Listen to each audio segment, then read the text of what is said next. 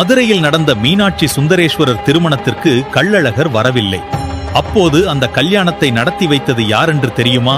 மிகவும் பழமையான காலத்தில் மதுரை நகரம் முழுவதும் ஒரு பெரிய திருவிழா ஒன்று நடந்தது.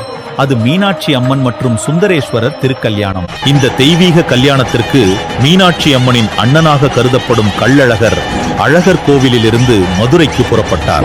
கள்ளழகர் மதுரைக்கு வரும் வழியில் அவரை காண பக்தர்கள் அலைகடலாக திரண்டிருந்தார்கள். அந்த பக்தியை கண்டு மகிழ்ந்ததால் அவர் மதுரையை அடையும் முன்னே திருமண நேரம் வந்துவிட்டது. அந்த நேரத்தில் மதுரையில் இருக்கும் கூடலழகர் பெருமாள் தான் மீனாட்சி அம்மனை சுந்தரேஸ்வரிடம் கன்னியாதானம் செய்து அந்த தெய்வீக கல்யாணத்தை நடத்தி வைத்தார். பின் கூடலழகர் பெருமாள் கிளிமுக்கழகர் அவதாரத்தில் கள்ளழகரை சந்தித்து மதுரையில் நடந்த திருக்கல்யாணத்தின் முழு நிகழ்வையும் விவரமாக கூறினார்.